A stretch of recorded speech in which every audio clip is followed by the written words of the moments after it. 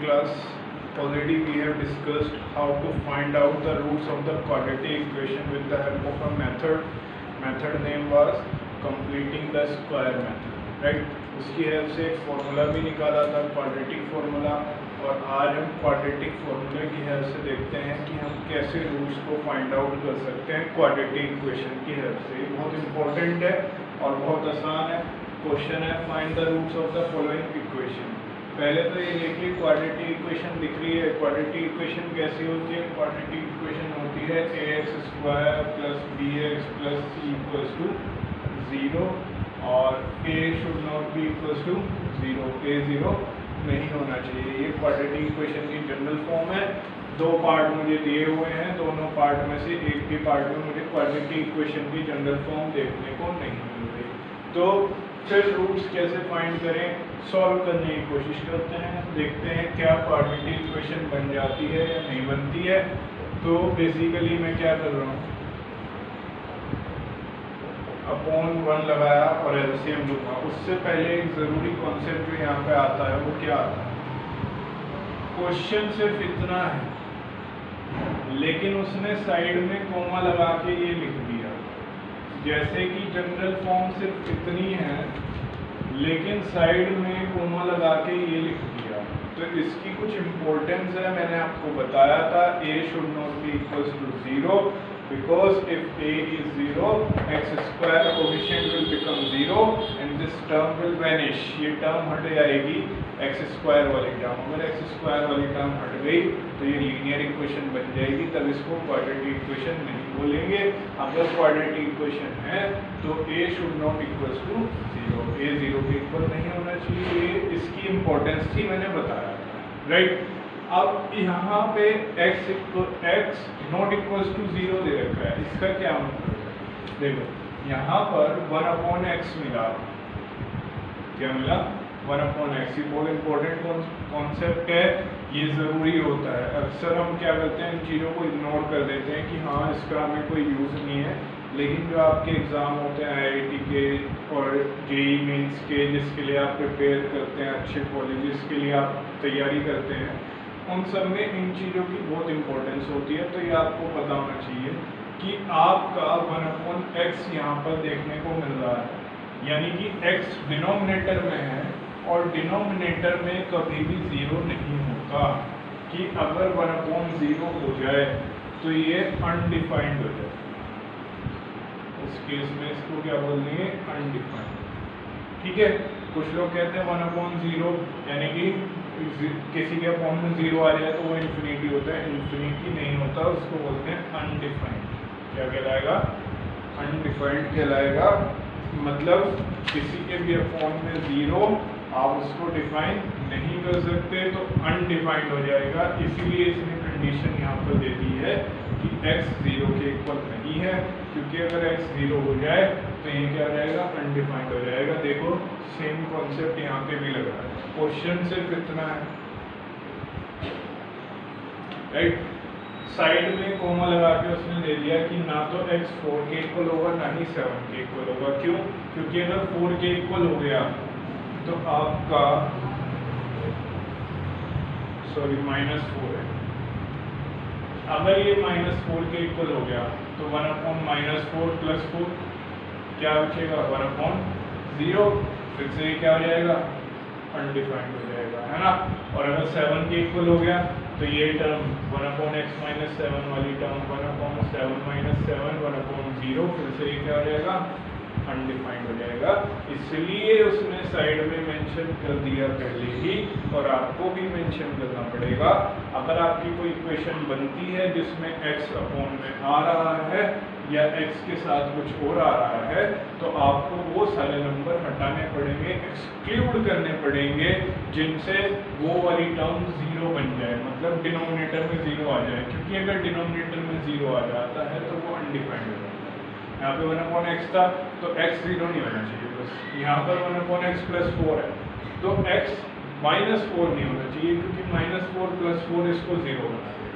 यहाँ पे 1/x - 7 है तो x 7 नहीं होना चाहिए, बिकॉज 7 इसको 0 बना देगा और ये क्या हो जाएगा? अनडिफाइंड हो जाएगा। तो ये एक इम्पोर्टेंट कॉन्सेप्ट था जो आपको पता होना चाहिए। ठीक है, आगे तक काम आएगा, ये ध्यान रखना इस चीज़ को, इसको इग्नोर नहीं करना। आगे भी किसी क्वेश्चन में ये लिखा हो तो उसको समझने की कोशिश करना कि यार ये क्यों लिखा है, इसका क्या मतलब है, इसकी क्या इम्पोर्टेंस है। ठीक है, चलिए अब इसको सॉल्व करते हैं। 1 और x का एलसीएम x, 1x जो x, x into x, x square, x बन जाएगा 1 इंटू 1। एलसीएम लेके मैंने यहाँ तक इसको सॉल्व कर दिया। नाउ यहाँ पे x डिवाइड में हो जाकर मल्टीप्लाई में हो जाएगा, तो ये ठीक है। इस 3x को इधर ले आते हैं, इधर प्लस का था, इधर आकर माइनस का हो जाएगा। तो ये मेरी जनरल क्वाड्रेटिक इक्वेशन बन जाती है किस फॉर्म में, ax square plus bx plus c equals to 0। मैं कंपेयर कर रहा हूँ, compare with general form of quadratic equation that is ax square plus bx plus c equals to 0। तो मुझे पता चलता है कि x स्क्वायर का कोएफिशिएंट जो कि a है, इसके अकॉर्डिंग क्या आएगा 1। सिर्फ मैं इस क्वाड्रेटिक इक्वेशन से कंपेयर करूँ, ठीक है। b जो कि x का कोएफिशिएंट है वो कितना आएगा, सोच के बताओ, 3 आएगा या -3? बिल्कुल -3 आएगा, साइन को आपको इंक्लूड करना पड़ेगा।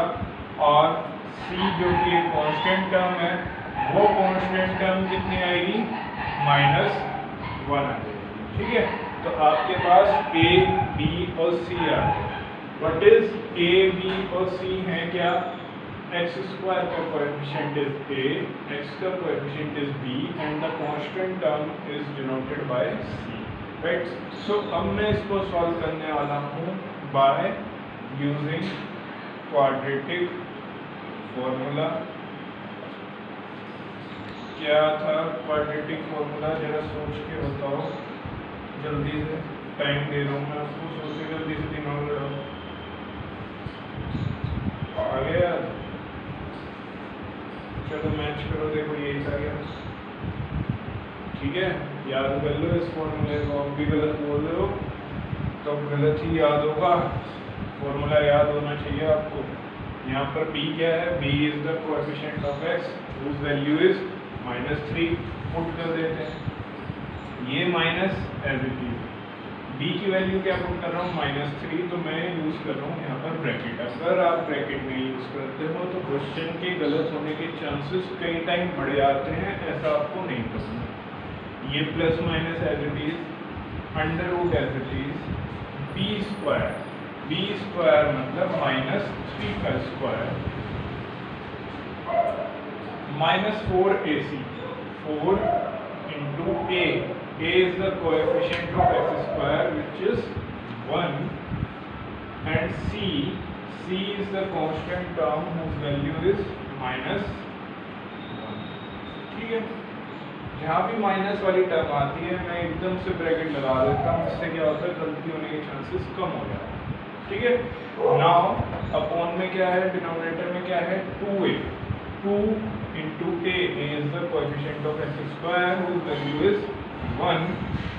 now we have to solve this, x equals to minus minus plus हो जाएगा, ये प्लस माइनस का साइन एज इट इज, अभी हम इसको टच नहीं कर रहे। नाउ अंडर रूट को सॉल्व करते हैं, -3 का स्क्वायर इज 9, 4 into 1 into 1 4 ही आएगा, माइनस माइनस प्लस हो जाएगा, मल्टीप्लाई में माइनस माइनस क्या हो जाते हैं, प्लस हो जाते हैं, upon 2 into 1 is 2। Further solve करते हैं, अंडर रूट में क्या मिलता है, 9 + 4 दैट इज 13/2। ठीक है, तो अब मैंने आपको कहा था कि अगर लीनियर इक्वेशन है तो एक सॉल्यूशन आएगा, एक रूट आएगा। क्वाड्रेटिक इक्वेशन में हमारे पास रूट कितने आते हैं, 2 रूट्स आते हैं, और अगर क्यूबिक होती तो 3 रूट्स आते हैं। फिलहाल हमारी क्वाड्रेटिक इक्वेशन बनी थी तो उसके अकॉर्डिंग हमारे 2 रूट्स आने चाहिए थे, 2 ही आ रहे हैं। एक बार मैं प्लस वाली वैल्यू ले लूँगा क्योंकि रूट 13 को मुझे सॉल्व नहीं करना है, और एक बार मैं माइनस वाली वैल्यू, तो ये आपके फाइनल मूव्स हो जाएंगे। ठीक है, ये मैं आपको कौन सी एक्सरसाइज से करा रहा हूँ, ये मैं आपको करा रहा हूँ डायरेक्ट 4.3। अभी हमने 4.2 स्किप किए क्योंकि वो एक्सरसाइज में फैक्टराइजेशन मेथड है, वो आपको पहले से आता है, उसको इसके बाद कर लेंगे, बहुत जल्दी से हो जाएगा। ठीक है, 4.3 में भी ज़्यादा टाइम नहीं लगने वाला है, छोटी सी एक्सरसाइज है। तो आंसर आपको ये बिल्कुल ठीक आ रहा है, 3 + √13/2 एंड 3 - √13/2, राइट। इसके बाद अगला क्वेश्चन देख लेते हैं, इसी तरह से होगा with the help of the quadratic formula. मैं उसको फाइंड करने वाला हूँ। कंप्लीटिंग द स्क्वायर मेथड में हमें स्टेप्स याद रखने होते हैं और वो स्टेप्स हमें हर बार सेम करना है। क्वाड्रेटिक फॉर्मूला अगर मुझे याद है तो मैं डायरेक्ट वैल्यूज पुट करके उसे सॉल्व कर सकता हूँ। ठीक है ना, मुझे कोई स्टेप्स करने की जरूरत नहीं पड़ेगी, राइट। तो क्वाड्रेटिक फॉर्मूला आपका अल्टीमेटली वो सॉल्यूशन है जिसकी हेल्प से आप क्वाड्रेटिक इक्वेशन को आराम से सॉल्व कर सकते हो, राइट। यहाँ पे भी अप्लाई करते हैं।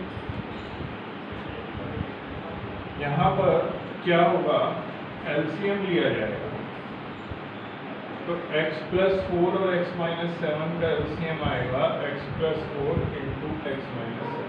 जब अलग अलग होता है ना तो बेसिकली मल्टीप्लाई करते हैं, राइट। सो x + 4 यहाँ पर है, किसकी कमी है, x - 7 की, तो 1 की मल्टीप्लाई x - 7 से होगी, फिर माइनस का साइन एज इट इज आ गया ये वाला। अब x - 7 है, क्या नहीं है इसके पास, x + 4, तो 1 की मल्टीप्लाई x + 4 से, अब = 11/30।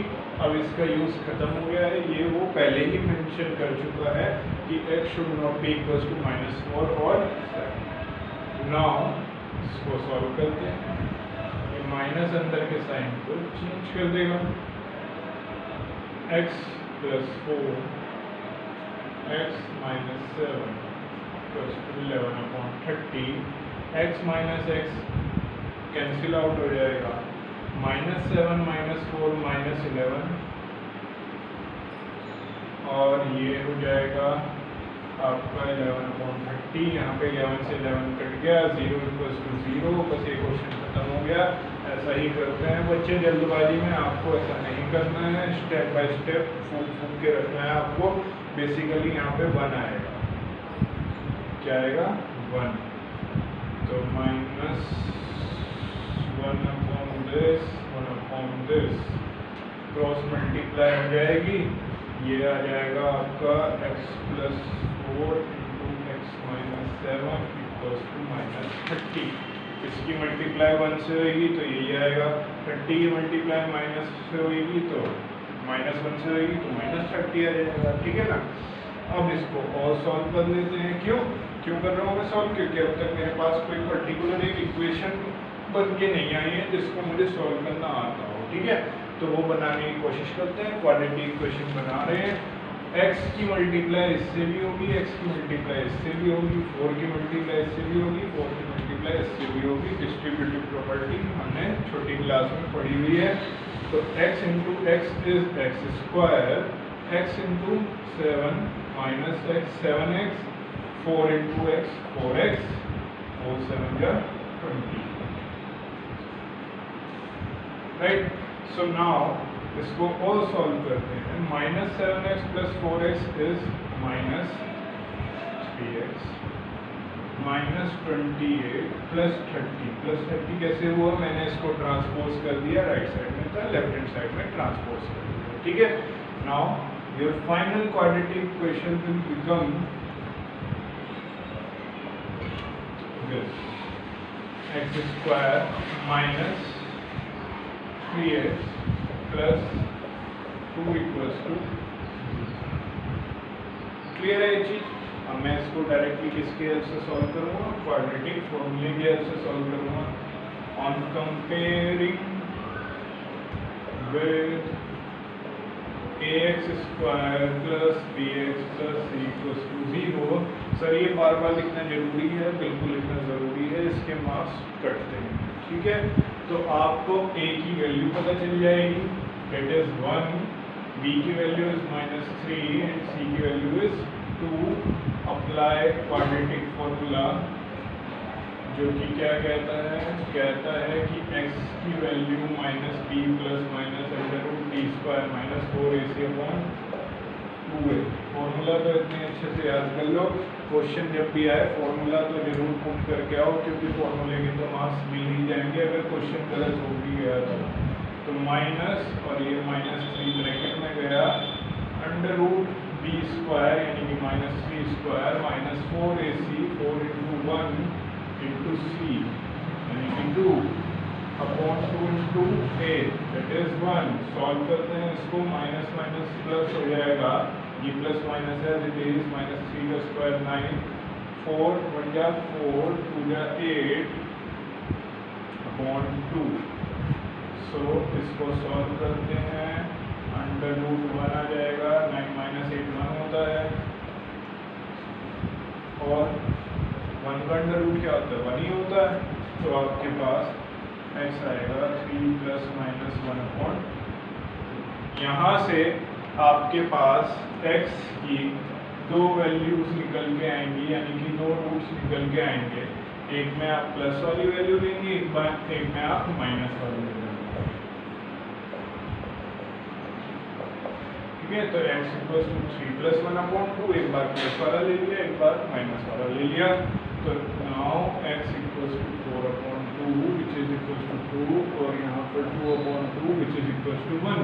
तो या तो x की वैल्यू 2 आ रही है या x की वैल्यू 1 आ रही है। So these are the two roots of your quadratic equation, right. So इस तरह से हम क्वाड्रेटिक इक्वेशन की हेल्प से इन क्वेश्चंस को सॉल्व करते हैं। देखो कोई प्रॉब्लम तो नहीं है।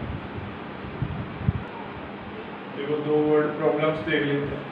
मैं आपको सिर्फ इक्वेशन बनाना सिखाऊंगा, सॉल्व कैसे करना है वो हम देख चुके हैं with the help of quadratic formula. आपको भी with the help of quadratic formula ही इन दोनों को सॉल्व करना है और मेरे को भेजना है आपको आज 9:30 बजे से पहले, ठीक है ना। आज ही आ जाना चाहिए ये होमवर्क, कल के लिए आपको अलग होमवर्क मिलेगा।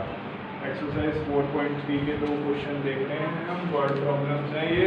कल तक ये एक्सरसाइज आपकी फिनिश हो जाएगी, ठीक है।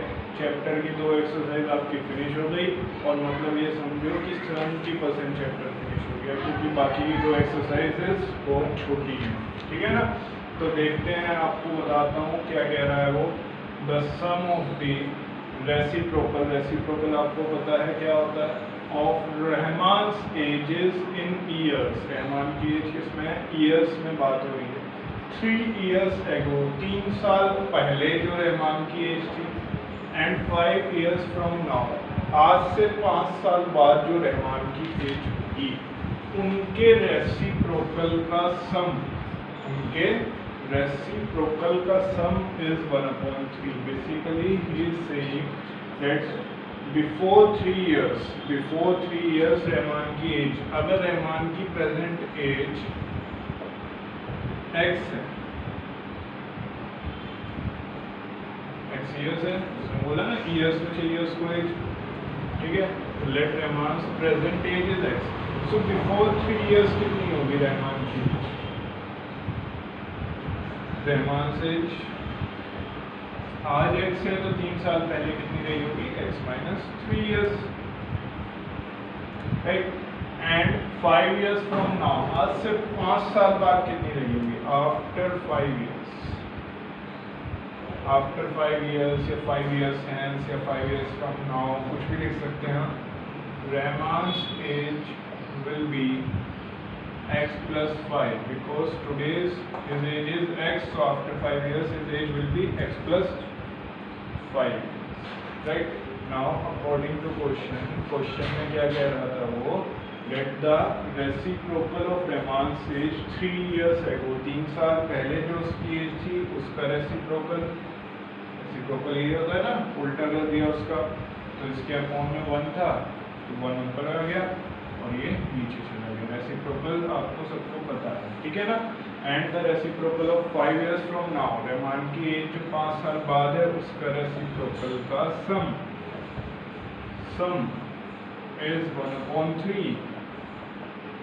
सो इसकी हेल्प से ये कंडीशन उसने दी है, the sum of the reciprocal, the sum, तेरा सम मतलब plus of the reciprocal. Reciprocal हो रहा है किसका? रहमान की एज का 3 years ago, 3 साल पहले वाली एज का, एंड 5 साल बाद वाली एज का रेसिप्रोकल का sum is 1/3। So with the help of this equation you have to make quadratic equation and find out the root of the quadratic equation with the help of quadratic formula. Direct quadratic formula आपको apply करना है। उसमें edges आएंगी, एक as positive आएगी, एक negative आएगी, मतलब एक एक्स की वैल्यू पॉजिटिव आएगी, एक नेगेटिव आएगी। पॉजिटिव वाले को रख लेंगे, नेगेटिव वाले को नेग्लेक्ट कर देंगे, because age can not be negative, age negative नहीं हो सकती। तो इसको सॉल्व करके आपको भेजना है 9:30 से पहले। ऐसे ही इसको देखते हैं। The diagonal of a rectangular field. पहले मैं आपको एक रेक्टेंगुलर फील्ड बना के दूँ, ऐसा कुछ लगेगा, ठीक है, रेक्टेंगल की शेप। इसका जो डायगोनल होगा वो ये होगा, नाम दे देते हैं उसको ABCD, ठीक है। अब now the diagonal of a rectangular field, एक रेक्टेंगुलर फील्ड है, डायगोनल उसका 60 meters more than the shorter side. जो छोटी वाली साइड है उससे डायगोनल की साइड कितनी, डायगोनल वाली साइड कितनी ज़्यादा है? 60 ज़्यादा। मतलब अगर मुझे छोटी वाली साइड पता हो तो मैं उसमें 60 मीटर ऐड कर दूँगा, 60 को प्लस कर दूँगा और मुझे डायगोनल पता चल जाएगा, ठीक है ना। तो मेन चीज़ क्या है? शोल्डर। फिर आगे बढ़ते हैं। If the longer side is 30 meters, if the longer side is 30 meters, बच्चे क्या करते हैं, यहाँ तक पढ़ते हैं और लॉन्गर साइड को 30 meter लिख देते हैं। यहाँ तक पढ़ते हैं, डायगोनल को 60 meter लिख देते हैं। पूरा पढ़ना है। Diagonal is 60 meter more than the shorter side. Shorter side से 60 meter ज़्यादा है, लॉन्गर साइड 30 meter ज़्यादा है मोर than the shorter side. Shorter side से 30 meter ज़्यादा है। तो बेसिकली अगर आपको शॉर्टर साइड पता है तो आप लॉन्गर साइड भी बता सकते हैं एंड डायगोनल भी बता सकते हैं, लेकिन कहीं भी क्वेश्चन में आपको शॉर्टर साइड गिवन नहीं है तो आप क्या करेंगे, let the shorter side of rectangular field equals to x meters। कितनी हो जाएगी, कितनी मान के चल रहे हैं, x मीटर मान के चल रहे हैं। मीटर कहाँ से पता चला, उसमें सब जगह मीटर का ही जिक्र किया है, इसलिए मैंने ये मीटर लिख लिया। अब जब शॉर्टर साइड मुझे पता है x है तो नाउ डायगोनल विल बिकम, क्या हो जाएगा डायगोनल, शॉर्टर साइड से कितना ज़्यादा है, 60 ज़्यादा है। तो शॉर्टर साइड अगर x है तो diagonal will be x + 60 meters, right. यहाँ तक क्लियर है। Now longer side equals to, अब मेरे पास longer side is 30 meters more than the shorter side. So shorter side से 30 meter ज़्यादा है। तो शॉर्टर साइड अगर x है तो लॉन्गर साइड होगी x + 30 meters। अगर मैं आपको इस फिगर में दिखाऊँ, इस डायग्राम में दिखाऊँ, तो this is your shorter side which is x, this is your longer side which is x + 30 and this is your diagonal whose value is x + 60, right। तो अब मेरे पास ये तीनों वैल्यूज पता चली, लेकिन इक्वेशन तो नहीं बनी ना सर। तो इक्वेशन बनाने के लिए मुझे रेक्टेंगल की हेल्प लेनी पड़ेगी, जिसका मुझे पता है, जिसके सारे एंगल्स कितने होते हैं, 90 डिग्री। तो ये जो आपको ट्रायंगल दिखाई दे रहा है, इन ट्रायंगल्स BCD, ये आपको ट्रायंगल दिखाई दे रहा है, इसमें एक एंगल 90 डिग्री है। तो आप इसमें कौन सी थ्योरम लगा सकते हो जो आप पढ़ते आ रहे हो, Pythagoras theorem, using Pythagoras theorem. क्या होगा पाइथागोरस थ्योरम लगाने से, पाइथागोरस थ्योरम क्या कहती है, हाइपोटेनस का square equals to perpendicular square plus base square. Hypotenuse होता है 90 डिग्री के सामने वाला, डेट मीन्स आपका x + 60 का स्क्वायर, x + 60 का स्क्वायर। परपेंडिकुलर आपका ये हो गया 90 के साथ वाली line, that is x²। Base आपका ये हो गया जो कि लॉन्गर साइड है, x + 30 का होल स्क्वायर, ठीक है। अब आपको क्या करना है, ओपन कीजिए ब्रैकेट, ब्रैकेट ओपन करके क्या आएगा, ये लिख देते हैं बच्चे, क्या ठीक है? आपको क्या करना है, आपको आइडेंटिटी लगाना है, a square plus b square plus 2 into a b. ये भूल जाते हैं, ये मत भूल जाना, क्वेश्चन गलत हो जाएगा। इधर क्या है, एक्स स्क्वायर, फिर इसमें फिर से आइडेंटिटी लगेगी, x square plus 30 square plus 2 into x into 30। अब आप जब इसको सॉल्व कर लेंगे तो आपके पास एक क्वाड्रेटिक क्वेश्चन बनेगी, जिसकी हेल्प से आप क्वाड्रेटिक फॉर्मूला लगाकर एक्स की वैल्यू फाइंड आउट कर देंगे और वहाँ पर आंसर नहीं लिखेंगे। ये चीज़ ध्यान रखना, क्योंकि इतना बड़ा क्वेश्चन करने के बाद दिमाग में आता है बस हो गया, एक्स की वैल्यू निकल गई, फाइनल आंसर आ गया। नहीं, उसने कहा है find the sides of the field, sides of the field find करनी है, यानी कि आपको एक्स भी बताना है और ये प्लस 30 करके लॉन्गेस्ट साइड भी बतानी है और प्लस 60 करके डायगोनल भी बताना है। मतलब एक्स की वैल्यू जो भी आपके पास आएगी वो होगी आपकी शॉर्टर साइड, लॉन्गर साइड भी आप निकाल के दिखाएंगे 30 प्लस करके और डायगोनल भी आप निकाल के दिखाएंगे 60 प्लस करके, तब जाके आपका ये क्वेश्चन कंप्लीट होगा। इन दो क्वेश्चन की आपको क्वाड्रेटिक इक्वेशन बनानी है, साफ साफ ये पूरे क्वेश्चन आपको फेयर में करना है, क्वाड्रेटिक इक्वेशन बनानी है, सॉल्व करना है, फाइनल आंसर आपको मुझे आज ही व्हाट्सएप करना है बिफोर 9:30। कल की क्लास में 4.3 एक्सरसाइज को कंप्लीट कर लेंगे। Thank you, have a nice day.